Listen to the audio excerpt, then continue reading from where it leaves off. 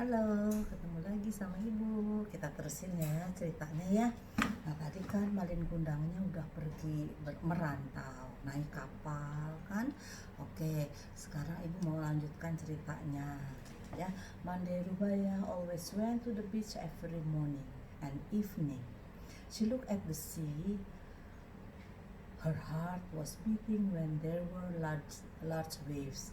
She raised her hand and prayed to God. She hoped nothing happened to her son. If there were any ships that docked at Arum Manis Beach, Manderubaya always asked for news about her son. But all the crew and captain didn't know the news Malin Kundang. Oke, jadi dia sejak Malin Kundang pergi selalu pergi ke pantai, ke pinggir pantai tiap pagi dan sore. Ibunya selalu melihat ke laut, dadanya selalu berdebar-debar jika ada ombak besar. Dia mengangkat tangannya, dia selalu berdoa kepada Tuhan. Dia minta supaya Allah melindungi anaknya. Semoga anaknya diselamatkan, tidak terjadi sesuatu apapun. Ya, jadi terus kalau ada kapal yang merapat di pantai itu merapat itu berlabuh ya. Jadi kapalnya tuh dock at Arum Manis Beach. Jadi kalau kapalnya itu ada kapal besar berlabuh, itu dia selalu tanya sama di pegawai awak kapal dan nakoda, apakah mengetahui Malin Kundang, kabarnya seperti apa. Tapi orang-orang pegawai di kapal itu tidak tahu gitu ya, tidak tahu. Oke. Kemudian pada suatu hari Manderubaya expectation wanted to see her son answered karena Malin Kundang tidak pernah memberi kabar.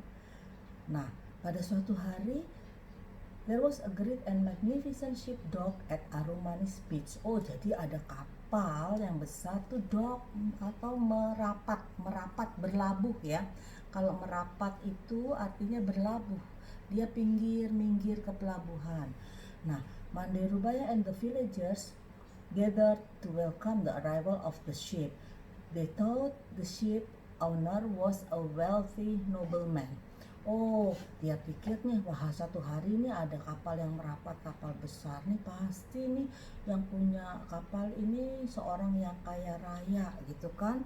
Nah, ini seorang yang kaya raya itu betul. Tahu-tahu ada yang turun, itu sepasang suami istri yang kaya. Nah, Manderubaya convinced that the handsome young man was her beloved son Malin Kundang. Oke. Jadi Manderubaya lihat bahwa itu sepertinya anakku dan istrinya mungkin gitu kan. Oke. Kemudian berikutnya Malin Kundang was very surprised because an elderly woman holding him and claimed to be his mother. Suddenly, wife of Malin Kundang spit in the face of the old lady who hugged her husband. Suddenly,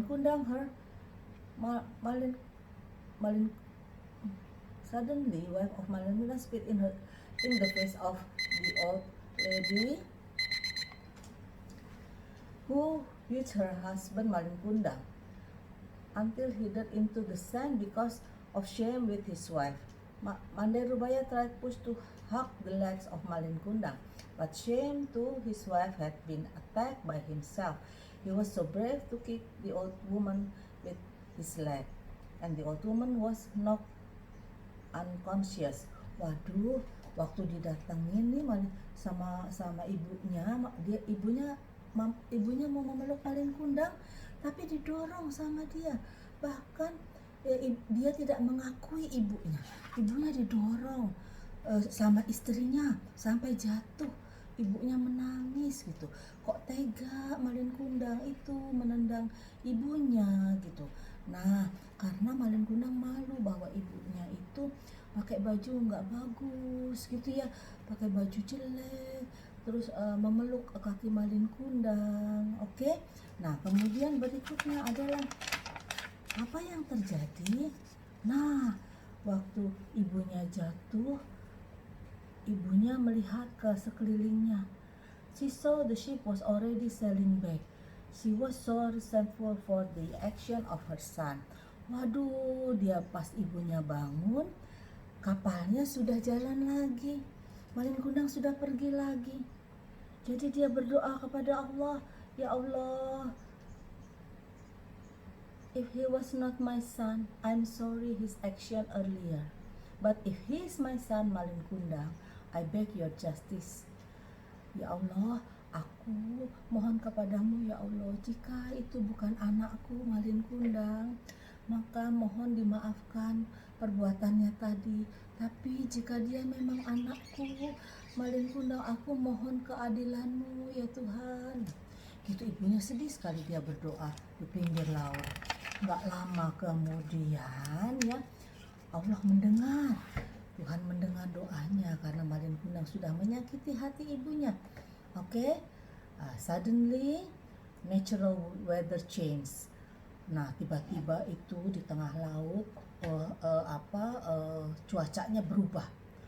Ombaknya menjadi besar ya, jadi gelap gulita, hujan turun dengan lebat, ada petir menyambar. Oke. There was a huge wave hit the ship Malin Kundang. Jadi ada ombak yang besar itu menempa kepada kapalnya Malin Kundang. Kemudian not only that, the lightning was grabbed ship Malin Kundang and the vessel that was destroyed divided into pieces. Wah, kapalnya kena ombak besar dan hancur, terbelah gitu kan. Nah, esok paginya waktu keadaannya waktu keadaannya sudah